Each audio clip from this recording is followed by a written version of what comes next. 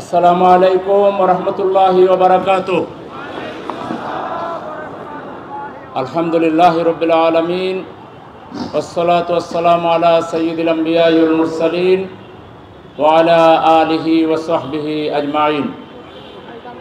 বাংলাদেশের গণমানুষের প্রিয় ঠিকানা, প্রাণ প্রিয় শহীদি কাফেলা বাংলাদেশ জামায়াতে ইসলামী ঢাকা মহানগরী উত্তরের উত্তরা এলাকা কর্তৃক, অর্থাৎ এখানে 14টা প্রশাসনিক ওয়ার্ড আছে, প্রশাসনিক থানা 6টা। এই 6টা প্রশাসনিক থানা এবং 14টা যে ওয়ার্ড রয়েছে সেই ওয়ার্ডগুলোর উদ্যোগে আজকের এই ঐতিহাসিক বিজয় র্যালি এবং আজকের এই আলোচনা সভার সংগ্রামী নেতৃবৃন্দ, মহানগরীর নায়েবে আমিরবৃন্দ, মহানগরীর সংগ্রামী সেক্রেটারি জননেতা ডক্টর রেজাউল করিম সহ অত্র এলাকার সম্মানিত নেতৃবৃন্দ, আগামী দিনে যারা কাউন্সিলর হিসেবে এই এলাকায় প্রতিদ্বন্দ্বিতা করবেন, আমাদের সেই সব সংগ্রামী আগামী দিনের সম্ভাবনাময় জনপ্রতিনিধিবৃন্দ, ব্যবসায়ীবৃন্দ, সাংবাদিকবৃন্দ, প্রশাসনের বিভিন্ন পর্যায়ের ভাইরা, আজকের এই প্রোগ্রামে উপস্থিত সর্বস্তরের সংগ্রামী উপস্থিতি, সবাইকে শুরুতে 54তম বিজয় দিবসের শুভেচ্ছা জ্ঞাপন করছি। সংগ্রামী নগরবাসী, আজ থেকে 53 বছর আগে যে স্বাধীনতা আমরা অর্জন করেছিলাম 16ই ডিসেম্বরে, সেই স্বাধীনতাকে খাঁচায় বন্দী করা হয়েছিল, সেই স্বাধীনতাকে হাইজ্যাক করা হয়েছিল, সেই স্বাধীনতার সুফলকে জনগণের কাছে পৌঁছাতে সম্পূর্ণরূপে ব্যর্থ হয়েছিল তৎকালীন নেতৃবৃন্দ। একটা দেশ যখন স্বাধীনতা লাভ করে, সেই সংগ্রামে প্রত্যক্ষ পরোক্ষ বহুভাবে মানুষ অবদান রাখে। বহু মানুষ সেই সময় নামাজ পড়ে আল্লাহর দরবারে দোয়া করেছে, কান্নাকাটি করেছে, মুক্তিযুদ্ধে যেতে পারেনি, কিন্তু মুক্তিযোদ্ধাদেরকে তারা আহার করিয়েছে, খাবার দিয়েছে, আশ্রয় দিয়েছে, শত্রুর মোকাবেলায় আড়াল করে তাদেরকে নিরাপদ করেছে। এভাবে একটা স্বাধীনতা সংগ্রামে গোটা জাতি ভূমিকা রেখেছে। সেই ভূমিকাকে মুক্তিযুদ্ধ উত্তর, স্বাধীনতা উত্তর ক্ষমতা যারা নিয়েছিল, তারা তাদের দলীয়, ব্যক্তিগত, পারিবারিক, পৈতৃক সম্পত্তিতে পরিণত করেছিল। তারা প্রতিপক্ষকে রাজাকার বানানোর জন্য, স্বাধীনতা বিরোধী বানানোর জন্য একটু স্বাধীনভাবে মর্যাদা নিয়ে একজন সাংবাদিক যদি লিখেছে, কথা বলেছে টক শোতে, কিংবা কোনো সিনিয়র সিটিজেন দুটি কথা মত বিনিময় করেছেন, নিজের স্বাধীন মত প্রকাশ করেছেন, তিনি রাজাকার হয়ে গেছেন। তারা মুক্তিযুদ্ধের অন্যতম sector commander major general Ziaur Rahman, তিনি পরে প্রেসিডেন্ট হয়েছেন, তাকেও রাজাকার বলতে বাদ দেয়নি। তার মানে যেই আওয়ামী লীগ করতো না, যেও আওয়ামী লীগের বিরোধিতা করত, যেই সত্য কথা বলতো, তাদের দৃষ্টিতে সেই ছিল রাজাকার, সেই ছিল স্বাধীনতা বিরোধী। রাজাকার বলতে বলতে এই রাজাকারের তকমা ব্যবহার করে সাথে আরেকটা যোগ করেছিল জঙ্গিবাদ। জঙ্গিবাদ শেখ হাসিনা তার শাড়ির নিচে জঙ্গিবাদ তৈরি করত। এই দেশে যদি জঙ্গিবাদ নামে কিছু থেকে থাকে, এর একক মালিকানা শিব আমরা শেখ হাসিনাকে দিতে পারি, এবং তাকে ধরে যদি বিচার করা হয়, এই জঙ্গি নাটক সাজাতে গিয়ে এদেশের যে মানুষগুলোকে খুন করেছে, এর জন্য তাকে যদি 100 বার ফাঁসি দেওয়া হয়, তাতেও কম হয়ে যাবে। জঙ্গিবাদের মূল নায়ক হচ্ছে শেখ হাসিনা। রাজাকার রাজাকার বলল সারা জীবন। মুক্তিযোদ্ধা মন্ত্রণালয় একটা নিরপেক্ষ তদন্ত করলো, রাজাকারের একটা তালিকাও করলো। সেই তালিকায় চ্যাম্পিয়নশিপ অর্জন করলো শেখ হাসিনার দল আওয়ামী লীগ। 10,000-এর বেশি রাজাকার পাওয়া গেল তার শাড়ির নিচে। সেকেন্ড আরেকটা দল হয়েছে, থার্ড আরেকটা দল হয়েছে, জামাত ইসলামের রাজাকার বলতে বলতে দেখা গেল জামাত ইসলামীতে কোনো রাজাকার না। তাইলে শেষ পর্যন্ত আমাদের ছাত্ররা একটা যৌক্তিক আন্দোলন, মেধার জন্য আন্দোলন করলো। কোটা না মেধা, তারা বলল মেধা মেধা। তারা বৈষম্যের বিরুদ্ধে আন্দোলন করলো। তিনি বললেন মুক্তিযোদ্ধার নাতিপুতিরা পাবে না তো রাজাকারের নাতিপুতিরা পাবে নাকি কোটা? সেই দিনই তার কপাল পড়ে গেছে। ঢাকা বিশ্ববিদ্যালয় সহ, জাহাঙ্গীরনগর বিশ্ববিদ্যালয় সহ বাংলাদেশের সকল বিশ্ববিদ্যালয়ের ছাত্র ছাত্রীরা গভীর রজনীতে বিশ্ববিদ্যালয়গুলোতে তারা স্লোগান ধরেছে, তুমি কে আমি কে, রাজাকার রাজাকার, কে বলেছে স্বৈরাচার স্বৈরাচার। যদি রাজনীতির কাণ্ডজ্ঞান তার থাকতো তাহলে সেদিনই সে জাতির উদ্দেশ্যে ভাষণ দিয়ে পদত্যাগ করত। তাহলে এতগুলো মানুষের জীবন যেতে হতো না, আর তাকে হয়তো এইভাবে দাদার বাড়িতে পালিয়ে যেতে হতো না।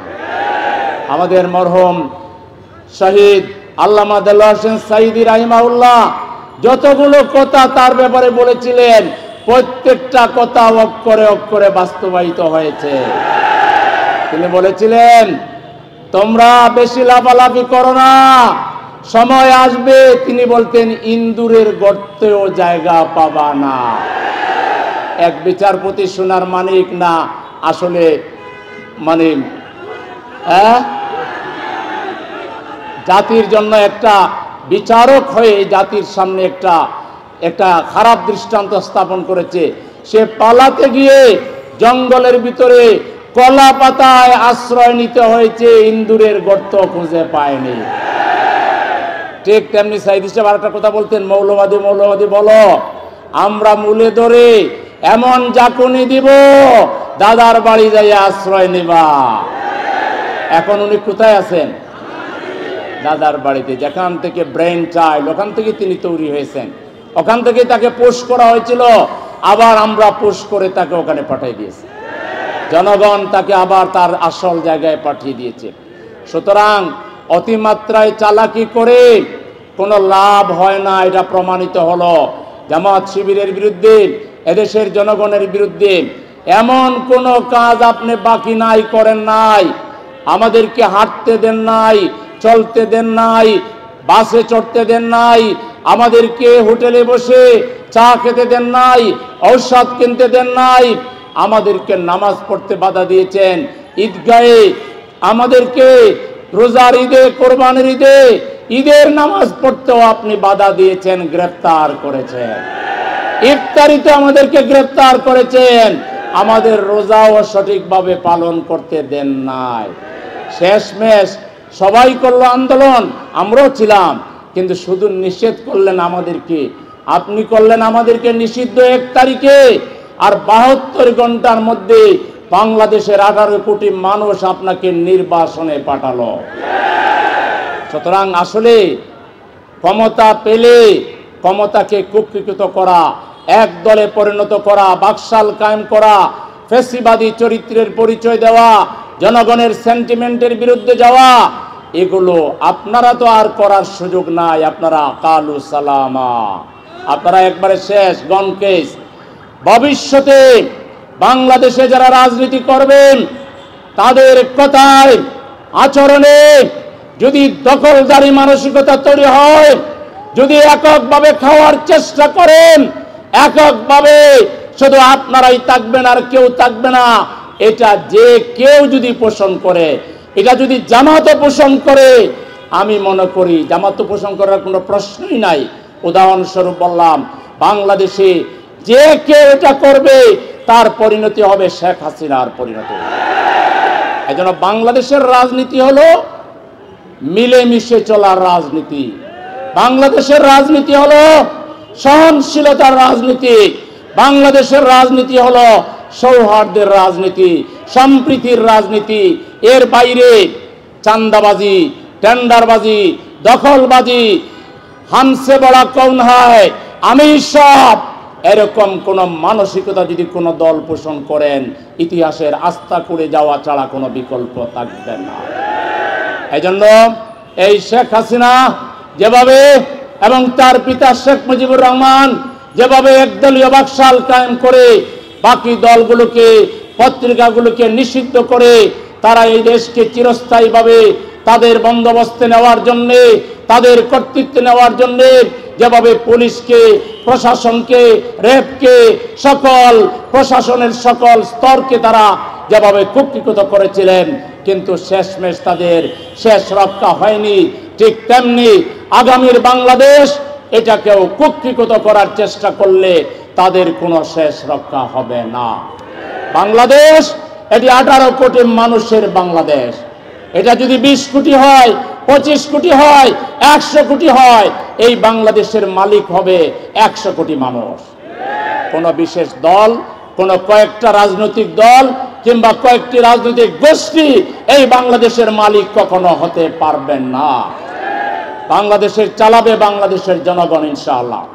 ইনশাআল্লাহ এদেশের রাজনীতির চাবিকাঠি, প্রশাসনের চাবিকাঠি যদি জামায়াতে ইসলামীর হাতে আসে, আমরা 18 কোটি মানুষকে বাংলাদেশের মালিক বানাবো ইনশাআল্লাহ।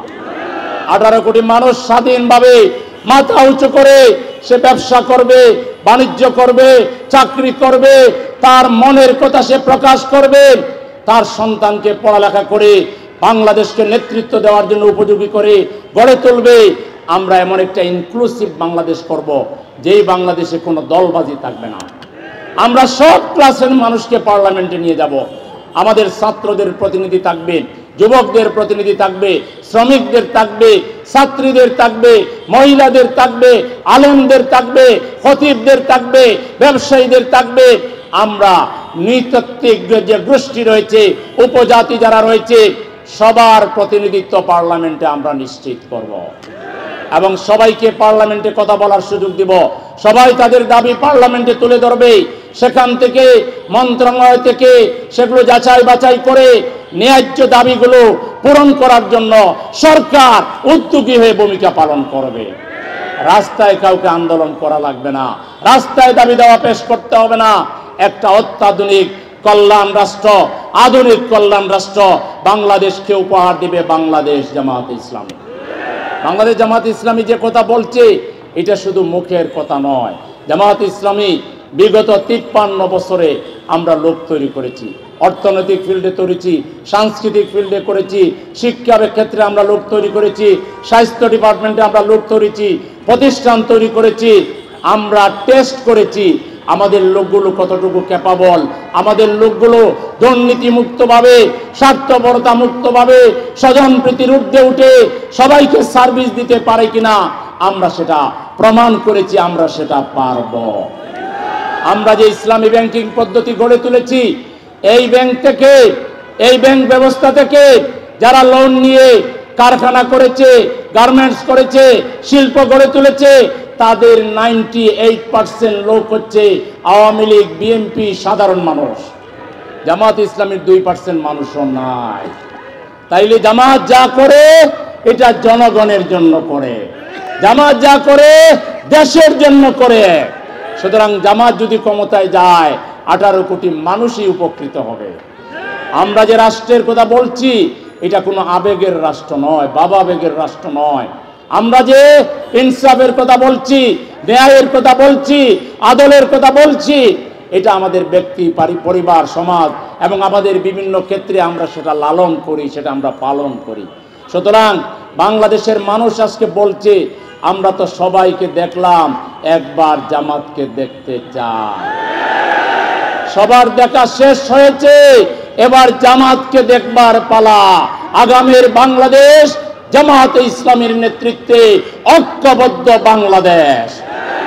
সেই বাংলাদেশ প্রতিষ্ঠায় জামায়াতে ইসলামীর ভাইদেরকে আরো অনেক দায়িত্বশীল ভূমিকা পালন করতে হবে। আপনাদেরকে জনগণের কাছে যেতে হবে, জনগণের দুঃখের কথা কান দিয়ে শুনতে হবে, হৃদয় দিয়ে উপলব্ধি করতে হবে।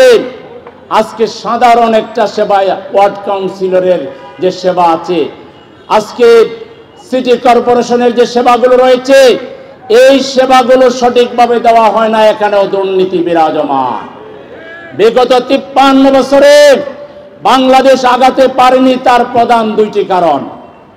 একটি কারণ হলো বাংলাদেশকে চালানো হয়েছে মানুষের তৈরি করা আইন দিয়ে, ব্যক্তির তন্ত্র মন্ত্র দিয়ে, সংখ্যাগরিষ্ঠ মানুষের ইমান, আকীদা, তাহজিব, তামাদ্দুন এবং তাদের সংস্কৃতিকে বাদ দিয়ে মানুষের তৈরি করা আইন দিয়ে বাংলাদেশকে চালাবার চেষ্টা করা হয়েছে।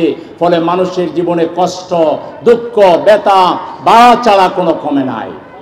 মানুষের তৈরি করা আইন মানুষের সমস্যার সমাধান করে না, বরং সমস্যাকে আরো বাড়িয়ে দেয়।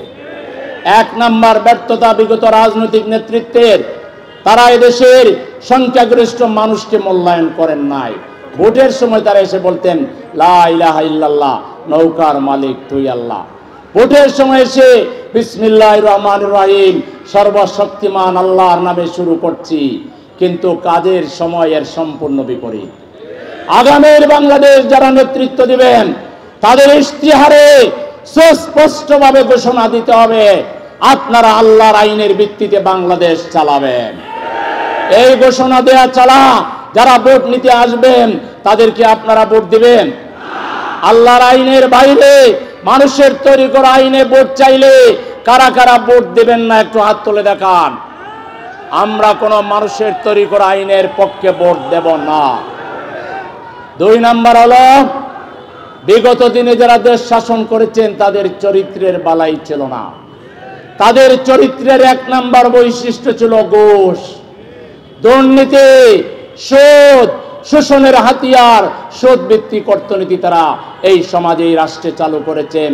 এই সুদের অভিশাপ থেকে মুক্ত করে জামাত ইসলামী কর্জে হাসানা স্টাইলের একটা ব্যবস্থা, ব্যাংক হোক আর ফাউন্ডেশন হোক, চালু করবে, যার মাধ্যমে 3 লাখ, 4 লাখ, 5 লাখ টাকা বিনা সুদে, বিনা জামিনদারে, কোনো জামিন লাগবে না, কোনো প্রকার জামিন হওয়া ছাড়াই, কোনো কিছু জামিন রাখা ছাড়াই কমপক্ষে 3 লাখ, 4 লাখ, 5 লাখ টাকা নিয়ে মানুষ ক্ষুদ্র ব্যবসা করতে পারবে। মানুষ তার ছেলে মেয়েদের বিয়ে দেওয়ার কাজ করতে পারবে, বাচ্চা কাচ্চাকে পড়ালেখা করাইতে পারবে, বড় কোনো দুর্ঘটনা ঘটলে সে সেটা ম্যানেজ করতে পারবে। এরকম একটা সহজ ব্যবস্থা জামাত ইসলামীর পক্ষ থেকে আমরা করার চিন্তা ভাবনা করছি। এটা অন্য কেউ কি পারবে? আমরা যাকাত ভিত্তিক অর্থনীতি চালু করব, যেখানে গরিবদের তালিকা গড়ে গড়ে গিয়ে রাষ্ট্র করবে, আর ধনীদের তালিকা করে জাকাত কালেকশন করে একজন গরিবকে জিজ্ঞেস করবে তুমি কি চাও, সে বলবে আমি একটা মুদির দোকান চাই, 3 লাখ টাকা দিয়ে দেওয়া হবে, সে মুদির দোকান করবে, একবারই টাকা নিবে, দ্বিতীয়বার তাকে আর জাকাত নিতে হবে না। এইরকম ব্যবস্থা, এরকম চিন্তা বাংলাদেশের অন্য কোনো রাজনৈতিক দল জাকাত ভিত্তিক অর্থনীতি কাকে বলে একটু আপনারা প্রশ্ন করিয়েন, নেতারা আসলে যদি আনসার দিতে পারে তাতেও আমি খুশি হব। জাকাত ভিত্তিক অর্থনীতি কি জানে না, কর্জে হাসানা কি জানে না, জানে সুদ, জানে ঘুষ, জানে দুর্নীতি, জানে চাঁদাবাজি, জানে টেন্ডারবাজি, আর কিছুই জানে না। সুতরাং এই টেন্ডারবাজ, চাঁদাবাজ, ঘুষখোর, সুদখোরদের কাছ থেকে এবং দুর্নীতিবাজদের কাছ থেকে বাংলাদেশকে মুক্ত করে আমরা একটা ইনসাফপূর্ণ বাংলাদেশ প্রতিষ্ঠার জন্য কাজ করছি।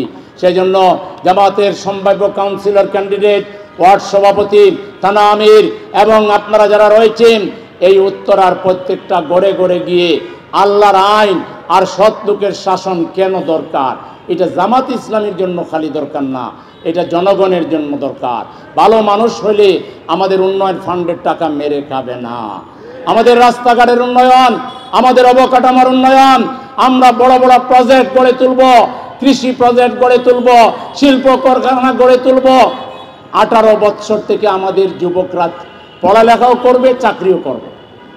তার বয়স 18 যখন হবে সে তো তখন অনার্সে পড়বে, আবার সে 50,000 টাকার বেতনে চাকরিও করবে। বাকি পড়ালেখা তার নিজের উপার্জিত টাকা দিয়ে করবে। এখান থেকে কিছু টাকা তার বাবা মাকেও দিবে, ছোট ভাই বোনকে দিবে, বড় ভাইদেরকে দিবে, ঠিক কিনা? এরকম চিন্তা বাংলাদেশের অন্য কোন রাজনৈতিক দলের আছে? একটা ছেলে মেয়ে রাস্তায় ফিল্ডিং করবে, আড্ডা দিবে, নো চান্স, কল্পনাও করতে পারবে না। সকাল হইলেই পড়ালেখা, আর না হইলে কাজে দৌড়াবে, বিকালে কাজ শেষ হইলে প্রয়োজনীয় কাজ শেষে বাসায় চলে যাবে। কোনো বাজে আড্ডা দেওয়ার, কিশোর গ্যাং খোয়া, অস্ত্র হাতে নেওয়া, ইয়াবা হাতে নেওয়া, মদ হাতে নেওয়া, সন্ত্রাসী হওয়া, মেয়েদেরকে পিছনে লাগাই দেওয়া, চরিত্র লুণ্ঠন করার কোন দূরতম কোন সুযোগ বাংলাদেশে রাখবো না আমরা। এরকম একটা বাংলাদেশ আপনারা চান? তাহলে এই বাংলাদেশের জন্য এটাই চান্স। আমাদের ছাত্ররা বলেছে উই ওয়ান্ট জাস্টিস। এবারের যে স্বাধীনতা আমরা কারো দয়া ছাড়া মাবুদের দয়ায় আমরা পেয়েছি। বড় একটা কুটা আমাদেরকে দিত, আমরা স্বাধীনতায় সাহায্য করেছি। বাবা তোমার প্রয়োজনে করছিলা ভালো, তারপর আমরা কৃতজ্ঞ, কিন্তু আর আমাদের দেশে শকুনির চোখে তুমি তাকাইবা না। বাংলাদেশকে আর তুমি দমিয়ে রাখতে পারবা না। বাংলাদেশের উপর আর চক্ষু রাঙাবা না। আমার দেশের ইলেকশনে এসে তুমি আর দাদাগিরি করবা না। বাংলাদেশ আর কারো দাদাগিরিতে চলবে না। বাংলাদেশ আর কারো অঙ্গুল হেলিতে চলবে না। বাংলাদেশ আমরাই চালাবো, বাংলাদেশের জনগণ ইনশাআল্লাহ। সেজন্য প্রিয় ভাইরা, জনগণের কাছে আপনারা যেতে রাজি আছেন? ডেইলি কতজনের কাছে গেলে হক আদায় হবে? ডেইলি কয়জনের কাছে যাবেন? 10 জন? 10 জন? আর কমে কেউ আছেন? একজন করে হলে ভালো না? স্বাস্থ্য ঠিক থাকলো, ঘুমও ঠিক থাকলো, নামাজ কালাম সব ঠিক, একজন করে করি। একজনের পক্ষে যারা হাত তোলেন, 2 জনের পক্ষে যারা তারা হাত তোলেন, 3 জনের পক্ষে নাই, 4 জনের পক্ষে তাও নাই, 5 জন নাই, 6 নাই, 7 নাই, 8 নাই, 9, 10। 10 জয়যুক্ত হয়েছে। নারায়ে তাকবীর। মনে থাকবে তো? ডেইলি কয়জনের কাছে সালাম দিবেন? ডাক্তার শফিকুর রহমান সাহেবের সালাম 1 নম্বরে দিবেন আমিরে জামাত। তিনি আজকেও আপনাদেরকে সালাম দিয়েছেন, তার পক্ষ থেকে আপনাদের কাছে সালাম পৌঁছাচ্ছি। আসসালামু আলাইকুম ওয়া রাহমাতুল্লাহ। তিনি আপনাদেরকে বিজয়ের শুভেচ্ছা জানিয়েছেন এবং আগামী দিনে ইনশাআল্লাহ আমিরে জামাতকে নিয়ে এই উত্তরায় বড় মাঠে লক্ষাধিক লোক নিয়ে আমরা প্রোগ্রাম করব ইনশাআল্লাহ। যদি সেটা করতে হয় এখন থেকে 10 জনের যে সালাম এটা ঠিক রাখতে হবে। পারবেন? মুরব্বীরা পারবেন? যুবকরা পারবেন? 10 জনকে সালাম দিবেন। জামাত ইসলামীর যে মানবিক কর্মসূচি, আমরা যে মেডিকেল ক্যাম্প করি, আমরা যে বাসায় বাসায় গিয়ে ফিজিওথেরাপি দেই, আমরা যে বাসায় বাসায় গিয়ে স্যাম্পল কালেকশন করে টেস্ট করাইয়া বাসায় পৌঁছে দেই, আমরা যে servicening.com করেছি, ফ্রিজ মেরামত করি, এসি মেরামত করি, তারপরে মানুষের যদি কোনো ধরনের কি বলে তার পানির ট্যাঙ্কি নষ্ট হয়, লিফট নষ্ট হয়, বাসায় কোনো ইলেকট্রিক্যাল কোনো ফাংশন থাকে, এই সব কিছু জামাতের লোকেরা রিজনেবল প্রাইসে ভালো পার্টস দিয়ে সুন্দর সার্ভিস দিয়ে ঘরে ঘরে যে আমরা সার্ভিস পৌঁছাই, এই খবরটা মানুষকে দিলে সওয়াব হবে না গুনাহ হবে? আমাদের যে অ্যাম্বুলেন্স সার্ভিস আছে, আমাদের যে মেডিকেল সার্ভিস আছে, আমরা যে মানুষকে মাইয়েতের দাফন কাফনে সাহায্য করি, এই সব কাজগুলো মানুষকে জানানো এবং এই সেবা যাতে মানুষ নেয় সেজন্য উদ্বুদ্ধ করা, এটা কি নফল কাজের মধ্যে পড়ে না বড় সওয়াবের কাজের মধ্যে পড়ে? এটা বড় সওয়াবের কাজ মনে করেন কে কে দেখে হাত তোলেন? এটা বড় সওয়াবের কাজ। তাহলে এটা পৌঁছাবেন ইনশাআল্লাহ। আমিরে জামাতের সালাম দেবেন, মহানগরী আমিরের সালাম দিবেন, মহানগরী নায়েবে আমির সেক্রেটারি নেতৃবৃন্দের সালাম দিবেন, আমাদের এই অঞ্চলের দায়িত্বশীলদের সালাম দিবেন। আর 2 কান ভরে কান পেতে মানুষের সমস্যার কথা শুনবেন। কে ছেলে মেয়ে পড়ালেখা করাতে পারে না, কার ঘরে খাবার নাই, কার বাচ্চা চিকিৎসার অভাবে দুঃখে দুঃখে মরছে, কোন মুরব্বী চিকিৎসার অভাবে কষ্ট পাচ্ছে, কোন বিধবা মা তার কেউ নাই কষ্ট পাচ্ছে, কোন বাবা তার মেয়েকে বিয়ে দিতে পারছে না। 100টা সমস্যা খুঁজে পাবেন। এগুলো তালিকা করে লোকাল ইউনিটের উদ্যোগে, ওয়ার্ডের উদ্যোগে এগুলোর সমাধান দিবেন। যদি না পারেন থানাকে জানাবেন। থানা মানে পুলিশের থানা না, আমাদের থানা সংগঠনকে জানাবেন। থানা যদি না পারে অঞ্চল দায়িত্বশীলদেরকে জানাবেন। তারা যদি না পারে আমাদের মহানগরীকে জানাবেন, আমরা চলে আসব। আমাদের এই সিটি কর্পোরেশন এলাকার একজন নাগরিকও আমাদের সেবা থেকে যাতে বঞ্চিত না হয় এবং কোনো নাগরিক কোনো দুঃখ কষ্টে যাতে না থাকে, খাবারের অভাব, চিকিৎসার অভাব, বস্ত্রের অভাব কিংবা যে কোনো ধরনের দুঃখ ব্যথা কষ্ট আমরা ক্ষমতায় না গিয়েও, আমরা মেয়র না হওয়া সত্ত্বেও আগেই জনগণকে এই সার্ভিসগুলো পৌঁছাবো ইনশাআল্লাহ। রাজি আছেন আপনারা? ইনশাআল্লাহ এই কাজগুলো আপনারা করবেন প্রিয় ভাইরা। হ্যাঁ, যুবকদের 20 জন করে দিতে বলতেছে। যুবক যারা তারা হাত তোলেন, যারা যুবক মনে করেন যারা যুবকই তো বেশি। আপনাদের কোটা হলো কয়জন? আপনাদের হলো 20 জন। আর মুরব্বীরা দেখি হাত তোলেন, দেখি মুরব্বী যারা নিজেকে মনে করেন মুরব্বী কম। জামাত ইসলামীতে মুরব্বী নাই। আহারে, আমাদের কপাল খুবই খারাপ, আমাদের মুরব্বীরা চলে যাচ্ছে। যুবক হয়ে গেছেন, তাইলে যুবকরা 20 জন করে কাজ করবেন ইনশাআল্লাহ। আমরা উত্তরা এলাকার বাসিন্দাদেরকে স্যালুট জানাই। বিগত ফ্যাসিবাদী সরকার আমাদের শিশুদেরকে, কিশোরদেরকে, আমাদের মায়ের জাতি মাদেরকে, মেয়েদেরকে যেভাবে তারা কষ্ট দিয়েছে, ঘরে ঢুকে গুলি করেছে, এরপর আপনারা সাহস করে আমাদের ছেলেদেরকে, মেয়েদেরকে আশ্রয় দিয়েছেন, সাহায্য করেছেন। আমরা মিডিয়ার মাধ্যমে দেখেছি, আমরা যেখানে লড়াই চলছিল, লড়াইয়ের পাশে বসে এই ফ্যাসিবাদ থেকে মুক্ত হওয়ার জন্য আমরা পরিকল্পনা করছিলাম, কাজ করছিলাম। আমরা নিজের চোখেও দেখেছি, মিডিয়ার মাধ্যমে দেখেছি কিভাবে জুলুম করা হয়েছে। আলহামদুলিল্লাহ, এই উত্তরা থেকেই প্রথম বিজয় মিছিল, লক্ষাধিক লোকের মিছিল শুরু হয়েছে। সুতরাং এই উত্তরাবাসীকে আমরা স্যালুট জানাই এবং আমরা সবাইকে আহ্বান জানাই, একটাবার বিবেক দিয়ে রাজনৈতিক দলগুলোকে একটু মূল্যায়ন করুন। আওয়ামী লীগ তো আর নাই, আওয়ামী লীগ আসার সম্ভাবনা নো আলিফ জবর না, আর কোনো সম্ভাবনা নাই। এখন যা আছে, এই দলগুলোকে আপনারা একটু দাঁড়িপাল্লায় তোলেন, আমলনামা দেখেন, দাঁড়িপাল্লার আমলনামা ডান দিকে কোনটা যায় আর বাম দিকে কোনটা যায়। আমরা আর যাচাই বাছাই না করে মুখের কথায় আমরা কাউকে নেতা বানাতে চাই না। জামাতে ইসলামী যে কথা বলছে, এই কথার সাথে যদি কাজের মিল থাকে, এই কথার সাথে যদি সঙ্গতি আপনারা খুঁজে পান, আপনারা জামাত ইসলামীর সাথে থাকবেন, সহযোগিতা করবেন। আপনাদেরকে সাথে নিয়ে আমরা একটা উন্নত বাংলাদেশ, সমৃদ্ধ বাংলাদেশ, একটা সমৃদ্ধ আধুনিক নগরী আমরা গড়ে তুলব ইনশাআল্লাহ। আর জামাত ইসলামীর কথা এবং কাজের মধ্যে যদি বেমিল পান, উল্টাপাল্টা পান, তাহলে সেটাও আপনারা দরে দিতে কোনটা বোধ করবেন না। মিডিয়ার বাইরে আমাদের ব্যাপারে লিখবেন।